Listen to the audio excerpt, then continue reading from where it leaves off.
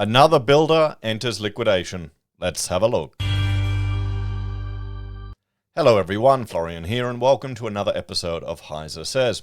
Grab your stein of coffee because I want to quickly have a look at this article from news.com about another builder entering liquidation. This time, Perth builder, city residence falls into liquidation.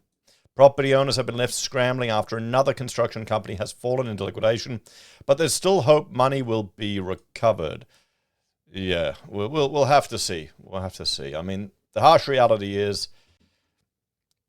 the fact that so many builders are going under, and well, we're covering them on the channel. I'm calling it the construction apocalypse, and I would argue this partly this can be blamed on changes a few years ago to trading while insolvent, and that might have planted the seed of some bad habits that have been exacerbated by an overheated market, a profitless boom, inability to get labor and materials, and, well, people just push it as long as they can.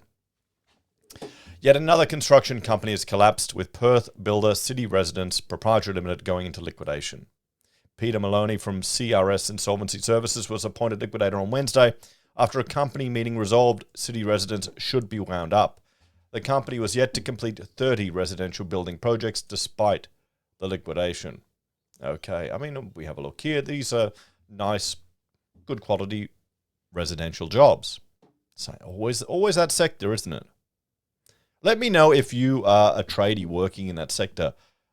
How do you diversify your client base? Well, I mean, can you, if you're working on this stuff, it's going to be, I guess a lot of it can cross over to some of the high-end commercial and fit-out work, but then you get vacuumed into that sector and only do that.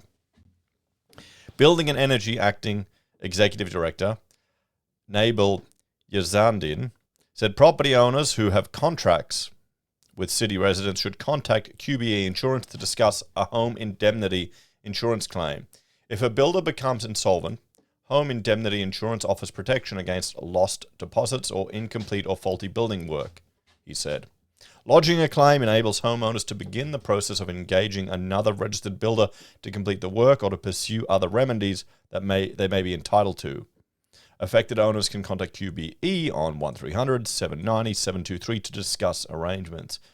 We can see here these are, I'd say, glammed up spec homes.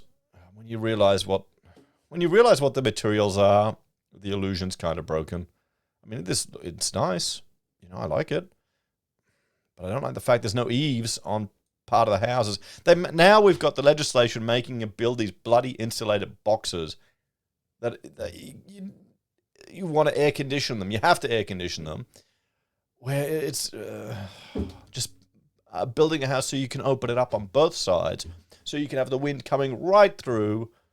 So it's nice and cool. On the hot days, you can have fans to do that and other methods to try and address it, and maybe have some air conditioning when you need it, or just toughen it out sometimes. Subcontractors affected by the liquidation are advised to contact Mr. Malone on 02 99 779 3227. I feel sorry for the subbies, because they're spending their time and money and their energy. We saw examples of other builders going bust and subbies, or suspected subbies, going out and tearing out things that have been fixed down, which they legally can't do. Can't blame them for doing it, though, can you? If you're not getting paid. I'm still thinking about that old dude. Remember the brickie we discussed in that one episode? He had like 400 grand owed to him by this one builder, and that was his retirement. He was banking on that coming in, and the guy went under. I guess you get to a point where to admit that you've been screwed over and you're never going to see that money is worse than just to keep going. That's sad, isn't it? It's sad.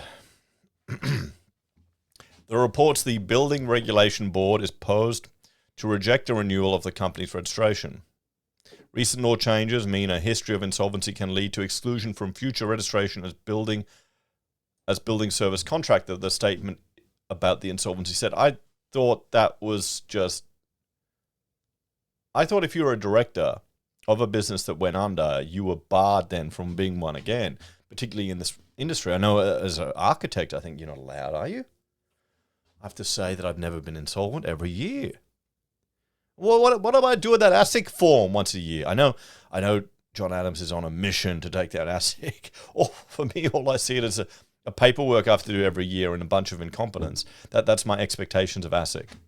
Ever since I tried to inform them that someone was using ASIC registration of a business to legitimize a scam, and they did not give a crap. Ever since then, well, my faith in the bureaucracy died a little bit more that day. It wasn't very high, but it died a little bit more. The Building Services Board now has the power to exclude individuals, partnerships, and corporations from being granted registration as a building service contractor if an insolvency event has occurred and certain other circumstances apply. Okay, yep. I mean, what I would argue we also need to do is allow the individual the ability to access information about these type of things. So if say someone was a director of a development that went bust, we should be able to get those records for free from ASIC when we want to do a search. Not have to pay $13 here, $15 here, this here, when it's just a PDF sent via an email. That way you can make the decisions yourself.